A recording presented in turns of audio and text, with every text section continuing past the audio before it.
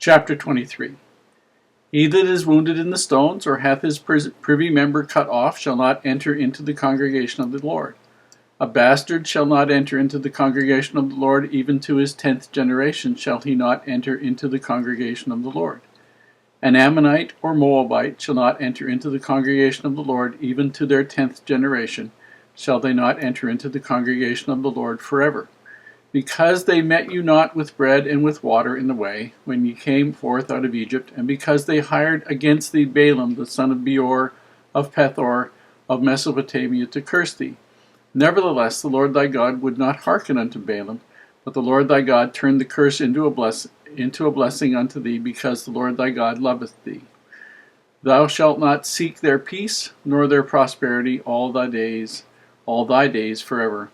Thou shalt not abhor an Edomite, for he is thy brother. Thou shalt not abhor an Egyptian, because thou wast a stranger in his land. The children that are begotten of them shall enter into the congregation of the Lord in their 3rd generation. When the host goeth forth against thine enemies, then keep thee from every wicked thing. If there be among you any man that is not clean by reason of uncleanness that chanceth him by night, then shall he go abroad out of the camp. He shall not come within the camp, but it shall be when evening cometh on, he shall wash himself with water, and when the sun is down, he shall come into the camp again. Thou shalt have a place also without the camp, whither thou shalt go forth abroad, and thou shalt have a paddle upon thy weapon. And it shall be, when thou wilt ease thyself abroad, thou shalt dig therewith, and thou shalt turn back and cover that which cometh from thee. For the Lord thy God walketh in the midst of thy camp to deliver thee, and to give up thine enemies before thee. Therefore shall thy camp be holy, that he see no unclean thing in thee, and turn away from thee.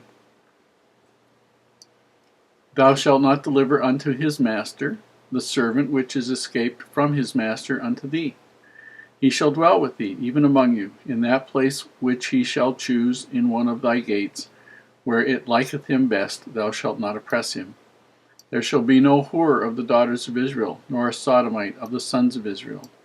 Thou shalt not bring the hire of a whore, or the price of a dog, into the house of the Lord thy God for any vow, for even both these are abominations unto the Lord thy God.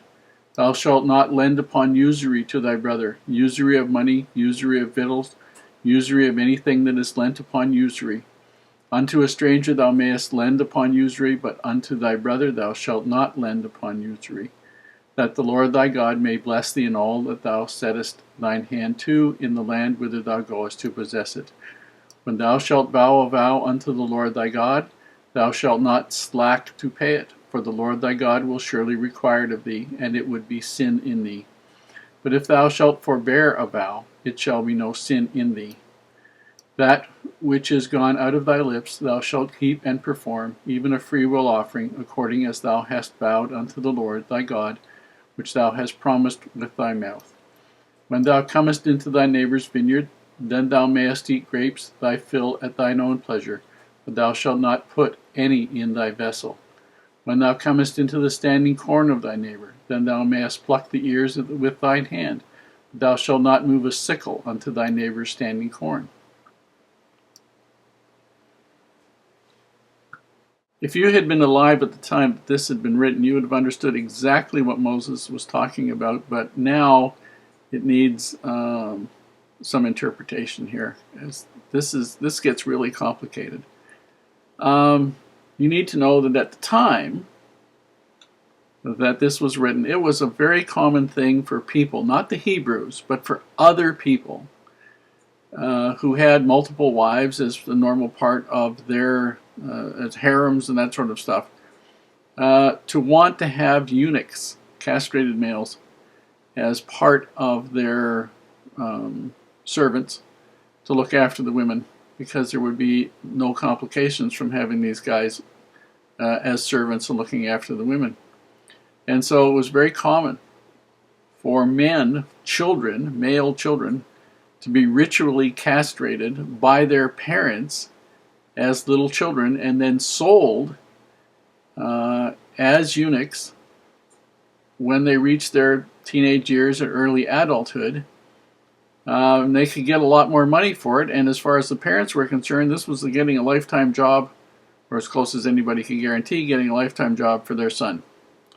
And so that's what the damage in the stones and the privy member cut off, that's what that refers to. Now it talks about these people not being able, and other people in other circumstances, not being able to become part of the congregation of Israel. And we use the word congregation to mean the whole group of people. So if you have a congregational church, it's the group of people that are sitting in the pews. But that's not what we believe it means here. What we believe it means here is part of the leadership councils of the Hebrew people.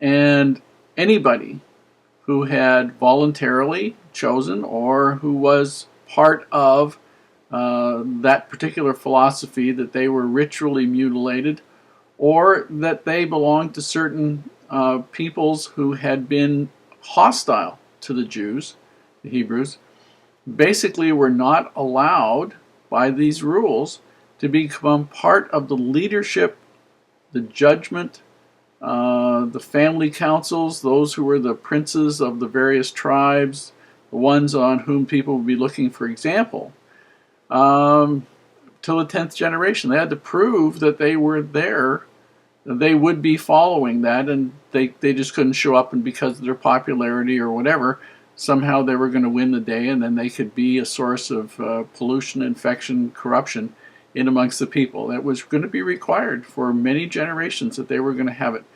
have the proof before them. So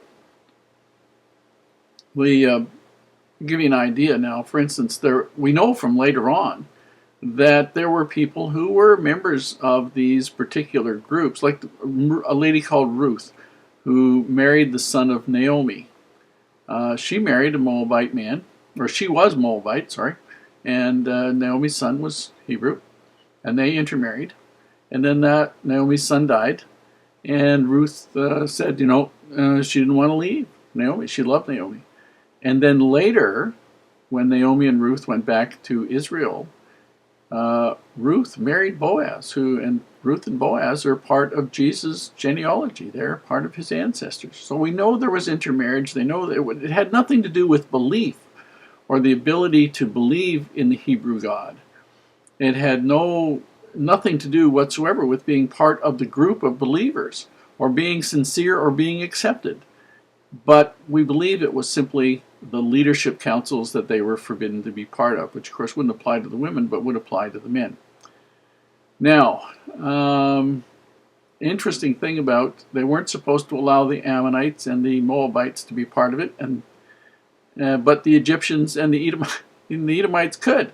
And there was a very simple reason for that. The Edomites and the Egyptians had come out and fought against Israel openly and honestly, whereas the Ammonites and the Edomites had basically tried to subvert, pervert, and degrade Israel. Actually, no, the Edomites and the Egyptians had fought openly, and the Moabites and the Ammonites, that's what it was. They are the ones that tried to hire Balaam to curse them, and then sent their daughters in amongst them to curse them and all the rest of it. The word dog is very interesting here. Basically, it is a extremely contemptible word in Hebrew for a male who is either a prostitute himself or makes money from prostitution. And basically nothing from him was supposed to be allowed to be used or to be accepted as worthy of any kind of sacrifice or anything else. Anybody that was engaged in that kind of activity was considered to be an abomination, and they were to have nothing to do with them. Not even accept any money for anything to do with the tabernacle, no sacrifices, no nothing. Since the money was gained from a contemptible action, it was not acceptable because it was considered unholy.